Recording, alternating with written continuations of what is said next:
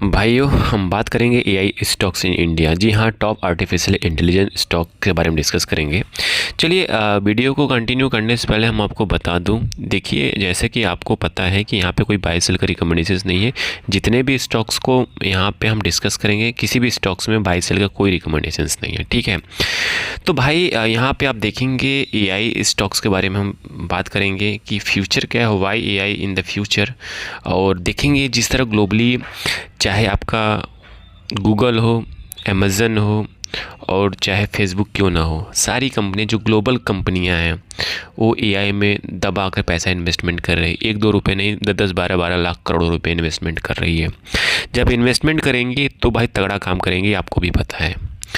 तो अब इससे क्या इम्पैक्ट होगा, और आपको पता है कि रिसेंटली इंडिया ऑर्गेनाइज भी कर रही एआई समिट इम्पैक्ट। जी हाँ, एआई समिट इम्पैक्ट हो रहा है और हर ग्लोबली चारों तरफ एआई एआई एआई।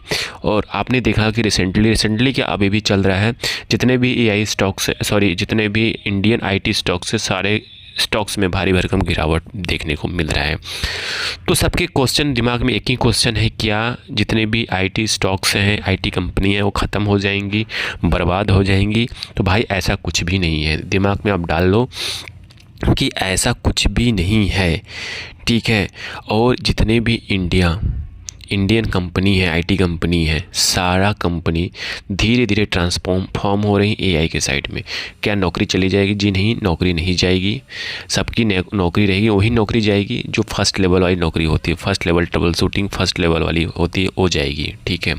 बट वो भी अपने आप को इम्प्रूवमेंट कर लेंगे, तो वहाँ से भी जॉब जाने वाला नहीं है, ये चीज़ दिमाग से निकाल दो। और जॉब भी जाएगा तो इनके बैलेंस शीट पे कोई इम्पैक्ट नहीं पड़ने वाला। क्यों?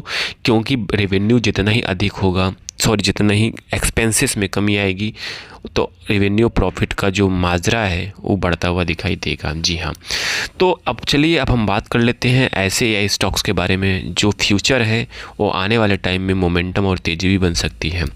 तो यहाँ पे लार्ज कैप एआई स्टॉक्स की बात करें तो आपको दिखाई दे रहा होगा TCS, Infosys, Wipro, HCL, tech Mahindra. तो आप कहोगे कि अभी तो भाई इसमें गिरावट है। भाई यही गिरावट, यही बिग अपॉर्चुनिटी है। गिरावट के आगे हर गिरावट बिग अपॉर्चुनिटी लेकर आता है, दिमाग में डाल लो आप। कहीं आप अभी भी नहीं जागे, इस पोजीशन पे एज ए एसआईपी मोड में नहीं आए आईटी स्टॉक्स में, तो भाई आप बहुत बड़ा अपॉर्चुनिटी मिस करते हुए दिखाई दे सकते हैं। तो लार्ज कैप एआई स्टॉक्स की बात करते हैं, यहाँ पे TCS, Infosys, Wipro, HCL, tech Mahindra जैसे कंपनियां आप जैसे टीसीएस की बात करें या इन्फोसिस की बात करें या विप्रो, तो सारी कंपनियां आप देखेंगे धीरे धीरे ट्रांसफॉर्म हो रही हैं, धीरे धीरे एआई के साइड में मूव कर रही हैं। जहाँ पे ट्रांसफॉर्म होने लायक है वहाँ पे वो कर भी रही हैं। ऐसा नहीं है, क्योंकि इनको पता है कि हम ट्रांसफॉर्म नहीं करेंगे तो कंपटीशन वाला मार्केट है, हम पीछे हो जाएंगे। तो हर कंपनी अपने आप को इम्प्रूवमेंट करने पे लगी हुई है। एक चीज़ मैं आपको और बता दूं, किसी एआई स्टॉक को चलाने के लिए, किसी एआई चीज़ को चलाने के लिए, तो उसको तो भाई हाईवे में तो चलेगा नहीं, उसके लिए चाहिए पूरा डेटा सेंटर चाहिए, ठीक है। उसके लिए पूरा जगह चाहिए, सब कुछ चाहिए, पूरा इकोसिस्टम चाहिए किसी एआई को चलाने के लिए, ठीक है। तो उस पर क्या क्या इम्पैक्ट पड़ने वाला है, कौन कौन सी कंपनीज़ पे इम्प्रूवमेंट देखने को मिल सकता है और किस किस कंपनी को काम मिलने वाला है, उस पर भी आप ध्यान दीजिए। कहीं इम्पैक्ट भी होता है तो किसी को अपॉर्चुनिटी का भी फ़ायदा होता है, चीज़ ध्यान दीजिएगा आप। तो यहाँ पे देखेंगे मिड कैप एआई की स्टॉक्स की बात करते हैं, परसिस्टेंट है, एल&टी माइंट्री, केपीआईटी टेक्नोलॉजी है, एम्फेसिस है, कोफोर्ज है, ठीक है। वही हम बात करते हैं एआई और डेटा एनालिटिक्स की बात करें तो जैसे तरह मैंने आपसे अभी डिस्कस किया था कि जहाँ पे एआई आएगा उसके लिए नेटवर्क भी चाहिए, उसके लिए डेटा सेंटर भी चाहिए, तो वहाँ पे भी ग्रोथ देखने को मिलेगा, चीज़ है, ठीक है। तो वहाँ पे भी इम्प्रूवमेंट देखने को मिलेगा, वहाँ पे भी जॉब आते हुए दिखाई देगा। तो जहाँ पे जिस साइड में लॉस होगा उस एक साइड में फ़ायदा भी होगा, ये चीज़ हम हमेशा दिमाग में दीजिए, दिमाग में डालिए आप। तो यहाँ पे Tata Elxsi, Affle India, Latent View Analytics, eClerx, X services जैसी कंपनियों को फ़ायदा होने वाली है जो डेटा एनालिटिक्स में काम करती है। क्योंकि क्या होता है, जो एआई काम करता है बिना डेटा पे काम नहीं करेगा। जब तक उनके पास डेटा नहीं होगा तब तक एआई कोई भगवान नहीं है कि उनके पास सारा इन्फॉर्मेशन आ जाएगा, क्योंकि एआई काम करता है डेटाबेस पे, ठीक है। जो डेटाबेस वाली कंपनियां हैं उनको फ़ायदा होने वाली है, उनके ऊपर भी आप देखोगे इम्प्रूवमेंट तेज़ी देखने को मिल सकता है। वहीं बात करते हैं हार्डवेयर एआई इनेबल्स की बात करते हैं, यहाँ पे हार्डवेयर बेस्ड कंपनी जैसे Dixon technology, Kaynes technology, Syrma, SGS और तेजस नेटवर्क जैसी कंपनियां जो डेटा सेंटर ऑपरेट करती है, नेटवर्क में काम करती हैं, ठीक है। यहाँ तक इलेक्ट्रॉनिक्स वाली जैसी कंपनियां, सेमीकंडक्टर वाली कंपनियों को भी फ़ायदा होने वाला है। तो जो पूरा इकोसिस्टम है ना, उस सबको फ़ायदा होने वाला है।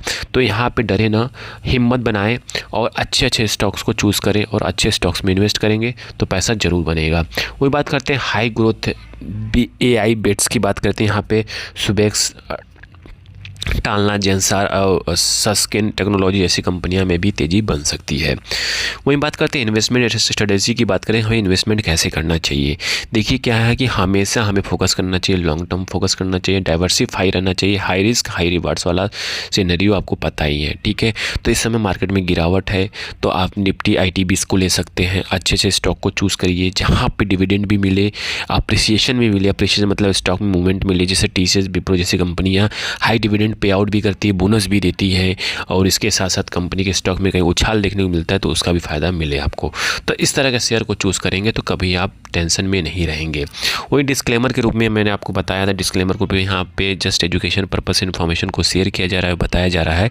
किसी भी स्टॉक्स में बाय सेल कोई रिकमेंडेशन नहीं है, जस्ट एजुकेशन पर्पस इन्फॉर्मेशन को शेयर किया जा रहा है। आई थिंक सारी इन्फॉर्मेशन आपको समझ में आ चुकी होगी। समझ में आ चुकी, प्लीज़ लाइक एंड सब्सक्राइब करिएगा, दोस्तों के साथ जरूर शेयर करिएगा। Thank you for watching this video.